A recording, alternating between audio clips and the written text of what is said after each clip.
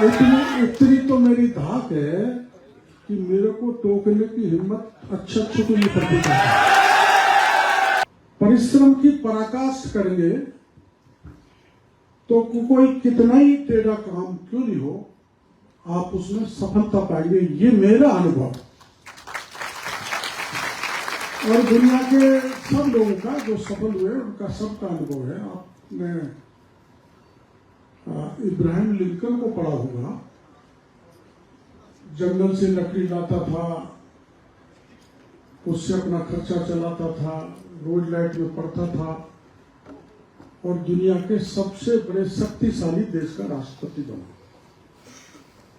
और आपको वो दिन भी पता है जब आप भी शायद शामिल हुए होंगे उस कार्यक्रम में।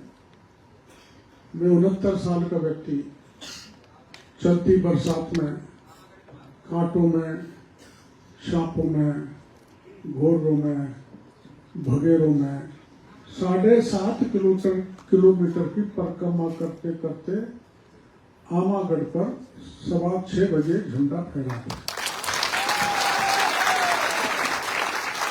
ये उदाहरण मैंने मेरी कोई आत्म प्रशंसा के लिए नहीं दिया है। ये जब अब यहाँ पिछली सरकार के लोग भी बैठे तो मैं कोई राजनीतिक भाषण नहीं दूंगा यहाँ पर। जब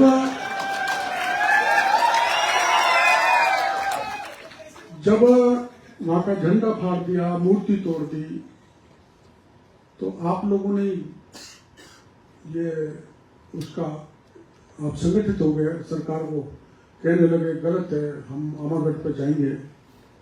तो उस समय मुख्यमंत्री जी का बयान आया था कि परिंदा भी पैर नहीं रख सकता। मेरा बयान भी पड़ा होगा, परिंदा नहीं, परिंदा नहीं। डॉक्टर किरोड़ीलाल और हम 9 बच्चों को लेके गए थे। उसमें 4-5 तो रास्ते में ही रह गए, लेकिन अपने मान और सम्मान के लिए कभी 15वीं सदी में इतिहास के 2-3 लोग बैठे हैं। 15वीं सदी में जो अपना राजा जिसने राज किया, उस विरासत पर कोई चोट लगाए, हमारा अपमान करे, तो उसका बदला लेना मेरी और आपकी सबकी जिम्मेदारी है और हमें उस मान सम्मान से। अब मैं, कई लोग कहते हैं बूढ़ा हो गया,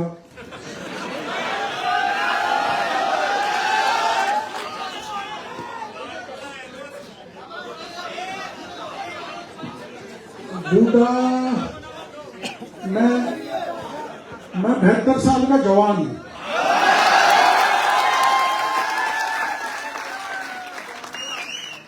मैं आपको भरोसा देना चाहता हूं। देखो कई बार अपना ये मेरा छात्रावास के बच्चे ज्यादा देखते हैं यहाँ पर,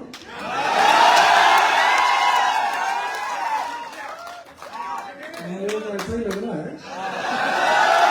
पर मैं आपकी किशनलाल जी से जाके शिकायत करूंगा कि अगर सबसे ज्यादा हमारी मीटिंग में हल्ला कर रहे थे तो आपके छात्रावास के बच्चे कर रहे। ये जो छात्रावास बना है, ये जो छात्रावास बना है, ये हमारी एकता के कारण बना है।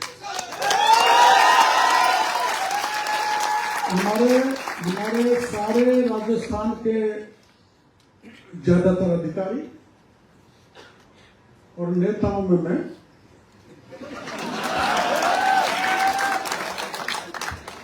1.25 करोड़ में उस समय ये हॉस्टल बना था।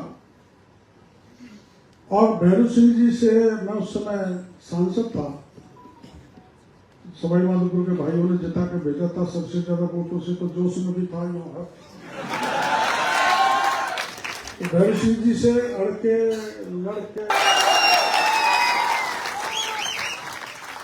क्या मैं ये कहना चाहता हूं कि अगर आप एक रहेंगे, मिलजुल के रहेंगे, टांग खिंचाई नहीं करेंगे, तो पूरा समाज मिलके किसी भी उद्देश्य को प्राप्त कर लेगा। ये मेरे को भरोसा है। एक बार मेरे को भैरव सिंह जी ने डकैतों के बीच चुनाव लड़ने के लिए भेज दिया। नई नई जगह थी, बेहर थे, रास्ता नहीं जानता था, जिसका जो लड़ने वाला वो तो बड़ा पैसे वाला था, या बारी दौड़ पर भी कुछ बच्चे होंगे। 200 वर्ग किलोमीटर का एरिया था उसके पास खान का,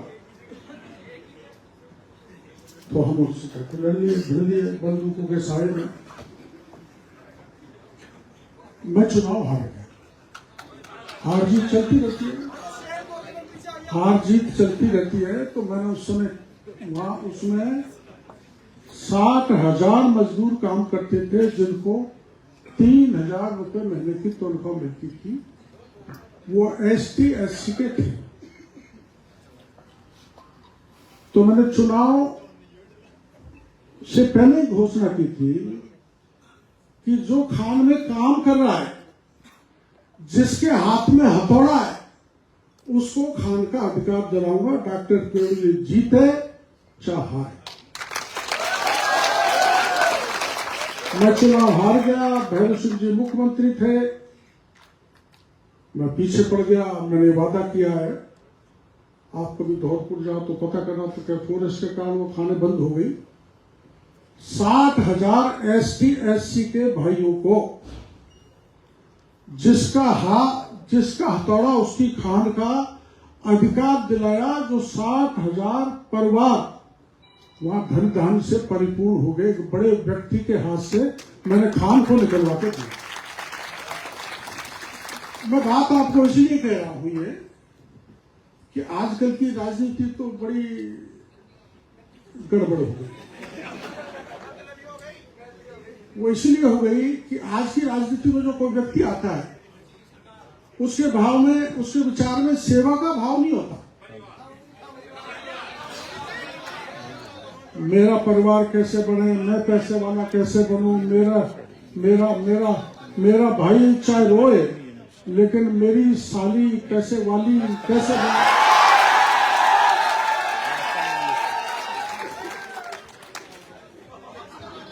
ये जो राजनीति है, ये दिशाहीन हो रही है। यहाँ कुछ ऐसे बच्चे भी होंगे जिनके मन में ये इरादा होगा कि हम भी राजनीति में आए।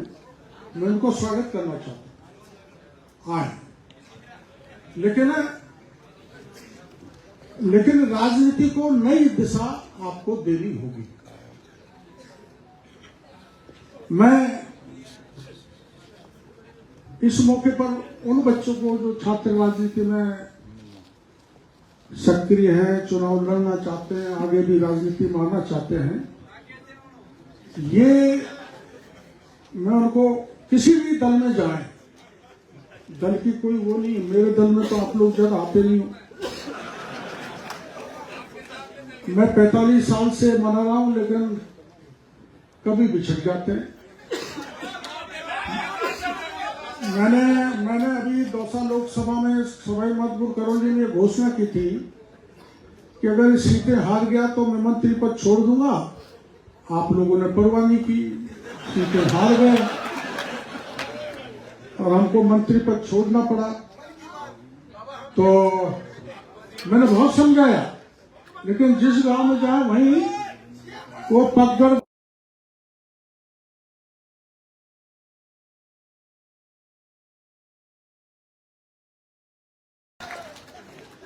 खूब समझाया। और मैंने यहां तक कह दिया, आज भी कह रहा हूं, वहां भी कहा और यहां भी कह रहा हूं, वो जो कहता हूं वो करता हूं, उससे पीछे नहीं।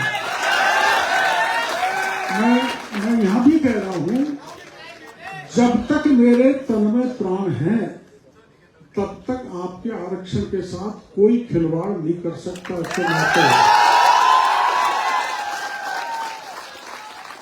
कोई भी ये मेरे को भरोसा है मेरे पे, अपने आप पे मेरे को इस बात का भरोसा है। मेरे को पता लगा कि ये फर्जी खाद किसानों को बेच रहे हैं, बीज बेच रहे हैं, पेस्टिसाइड बेच रहे हैं। तो मेरे को किसी ने कहा कि क्या मंत्री छापा मार, गहलोत साहब ने कहा मंत्री को नहीं जाना चाहिए छापा मारने के लिए। तो क्या मंत्री को एसी के कमरे में सोता रहना चाहिए? और मैं क्यों रहा अधिकारियों के साथ, खुले में बोल रहा हूं, ये शायद सब लाइव हो रहा होगा। चाणक्य कुछ लोगों ने पढ़ा होगा चाणक्य की नीति। चाणक्य ने कहा था कि पानी में तैरती हुई मछली कब पानी को पी जाए ये जैसे पता नहीं लगा सकते, वैसे अधिकारी कर्मचारी कब पैसा खा जाए उसका पता नहीं लगा सकते। कभी आप देखना, ए भाई, आप मछली को तैरते हुए देखना, आप कभी पता नहीं कर पाओगे कि वो पानी पी रही है कि नहीं पी रही। और एक चीज और देखना, एक बार बैरू सिंह जी के साथ में गया था एक कार्यक्रम में, तो उन्होंने कहा यार तू उल्टा ही चलता है, हरदम उल्टा ही चलता है। तो मैंने उनको अपनी भाषा में समझाया। मैंने कहा साहब आप कभी देखना, आपको तो बड़ा पुराना अनुभव है, मछली चाहे पानी का प्रभाव कितना ही हो, पानी यूं जाएगा तो मछली यूं जाएगी। देखना, तुमने गौर किया? पानी के प्रभाव के विपरीत मछली जाती है। उस मध्य से हमारा जन्म हुआ है, तो हमारा तो स्वभाव में, डीएनए में हमेशा चलेगा।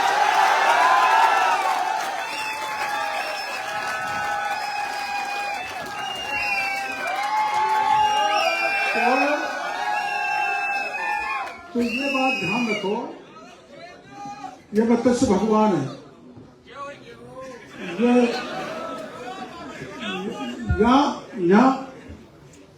यहां से हमारा जन्म हुआ। तो मैं इस बात का ध्यान रखना चाहिए। कमी समाज जातियों में ऐसा होगा कि जिन्होंने प्रलय से दुनिया को बचाया, उसकी हम संतान है। और किसी पे कभी भी कैसी भी मुसीबत आ जाए, उसको बचाने की जिम्मेदारी आप सब की होनी चाहिए। किसी गरीब पे, दीनहीन पे, कमजोर पर। मैं एक बार लोकसभा का चुनाव लड़ रहा था 89 में, तो मेरे को एक महिला मिली, उसके 3 बेटों को डकैतों ने काट के मार दिया। उधर करौली साइड के बच्चे जानते होंगे। और किस बात पे? वो परिवार के एक बच्चे ने, देखो आप ध्यान से सुनना, ये मजाक की बात नहीं, पुलिस को सूचना देती कि ये भगवान सिंह गुजर डकैत यहाँ पर आता है। वो डकैत को बात पता लग गई। ये सच्चाई है, ये सच्चाई है।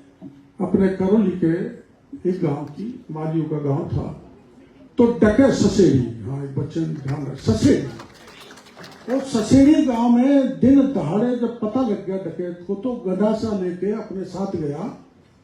गांव खाली हो गया। माँ बाप के सामने बेटे को काटा गदासे से, फिर दूसरे को काटा। कैसा दृश्य होगा, आप अंदाज लगाओ कैसा। जब तीसरे को काटने लगा, टूक टूक करने लगा, तो माँ बाप उस डकैत के पैर में पड़ गए। उन्होंने हमारे बुढ़ापे में हमारी सेवा करने के लिए हम भीख मांगते, उस बच्चे की माने झोली भी हम भीख मांगते, बुढ़ापे में हमारी सेवा के लिए। एक बेटा तो छोड़ दो, लेकिन माँ बाप के ठोकर मार के उसने तीसरे का भी काम तमाम कर दिया। मैंने प्रतिज्ञा की, चुनाव चल रहे थे, कि इस परिवार के साथ जिस व्यक्ति ने अत्याचार किया है, या तो इस डांग में डकैत रहेंगे या डॉक्टर किरोड़ी लाल का कानून चलेगा। मैंने बहुत पीछा किया, हमारी सरकार थी, मुख्यमंत्री हमारे थे, मैंने कहा वो डकैत को मारो, गिराओ। लेकिन मैं आप जैसे 5000 लोगों को बीच में हाथ में बंदूक लेकर डांग में घुसा, बिहाड़ों में घूमा, 15 दिन तक घूमने के बाद ही किताबों में है, मैं कोई वैसी कहानी नहीं सुना रहा आपको, ये मीडिया में छपा। 15 दिन बाद उस डकैत को हमने तो नहीं मारा, पर हमारा दबाव इतना पड़ा, मार तो हम भी सकते थे, लेकिन हम पे 302 लग जाता। पुलिस ने हमारी उपस्थिति में उस डकैत को ढेर कर डाला, और मैंने सरकार से मांग की कि जहां इसने अत्याचार किए तो आप तैयार रहोगे तो ऊपर वाला आपकी मदद करेगा। इस सेवा का परिणाम है। मैं अब सरकार में हूं, आपको पता है, और सरकार में कभी जानते थे कि कृषि मंत्रालय कैसा होता है? पता लग गया ना। मैंने किशनगढ़ में मारे छापे पटेल, तो मैंने वहां देखा 1 कट्टा 2000 का डीएपी का चेक किया, वहां तो डीएपी नहीं, कुछ नहीं था, वो मार्बल का चूरा, मिट्टी, सीमेंट मिला के गोल गोल बना दिया।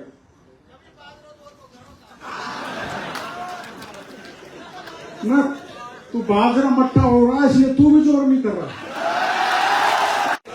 चाहे खाद हो, चाहे बीज हो,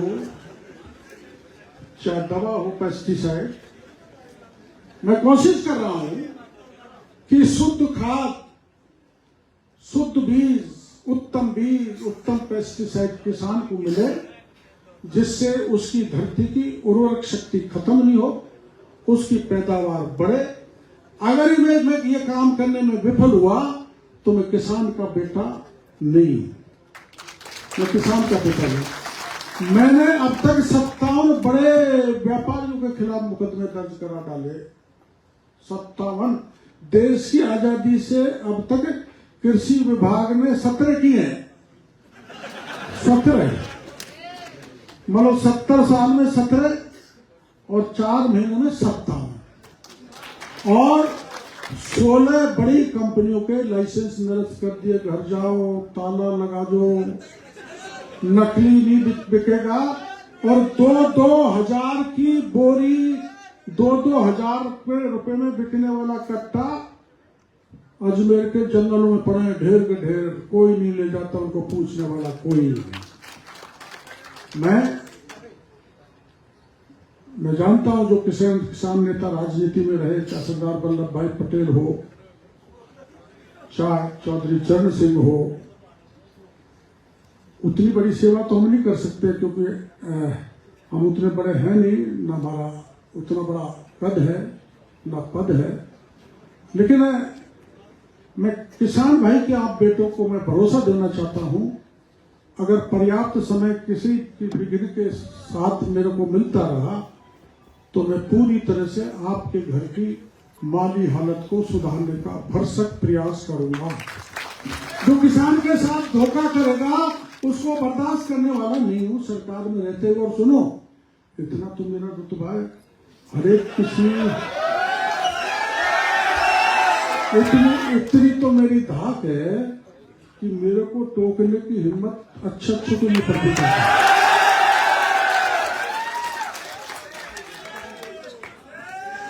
इसलिए मैं आपसे कहना चाहूंगा कि हमारा जो हॉस्टल है, इसने इतिहास रचा, मीणा हॉस्टल।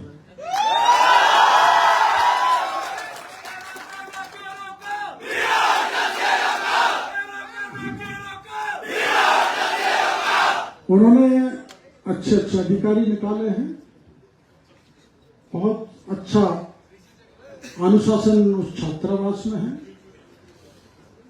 और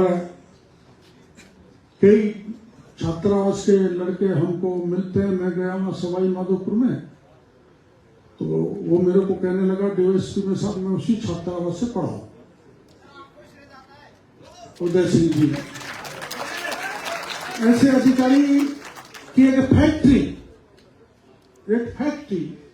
सबसे बड़ी, शायद किसी जाति का ऐसा छात्रावास इतने बच्चे अधिकारी नहीं बनाते होंगे जितना मीणा छात्रावास में बनाने का काम। उस समय मैं 85 में, हाँ मैं एमपी था। मैं जितना वोट अच्छा लाए थे तो जहां गया वहां लोगों ने पैसे दे दिए। तो मैंने उस समय 32 लाख रुपए इकट्ठे करके उस छात्रावास में दिए थे। और जितना भी वहां पत्थर लगाए वो धौलपुर से, चूंकि मैं चुनाव लड़ा था तो वहां से लाके मैंने वो पत्थर फ्री में लगाया। मैं समाज के भाइयों को इसलिए कह रहा हूं कि कोई और ऐसी एक्टिविटी करनी हो जयपुर में बड़ी, कहीं भी आपको ऐसा लगता हो तो मेरा समाज के लिए मैं कंधे से कंधा मिला के आपके साथ रहूंगा। हाँ, ये बात जरूर है कि मेरे पास पैसा नहीं है, लेकिन जापान में इतना है कि कोई किसी को कहेंगे तो अभी मैं वहां गया था, दिल्ली बुलाया उन्होंने, मैं समझ गया क्यों बुलाया। तो वहां भी हॉस्टल बना है, तो वहां भी मैं 51 लाख तो दिया है। और इतना ही और दे देंगे। मेरे मन में ऐसा ऐसा ऐसा लगता है कि अपना यह हॉस्टल ये बन गया, बच्चियों का भी बन गया, पर एक ऐसा कोई सेंटर यहां पर बनना चाहिए। मेरा हाईकोर्ट तो दूर पड़ गया। आपको पता है मेरा हाईकोर्ट क्यों बना? कौन बताएगा?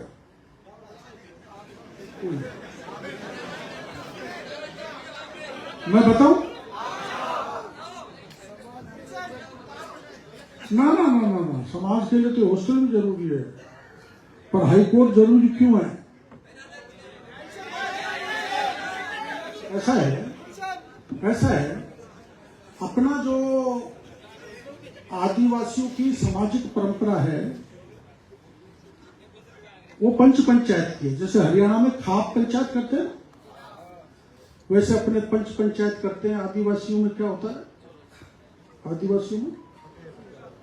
आदिवासियों में भी कोई नाम दे रखा है, नहीं कुछ नाम दे रखा है। हाँ।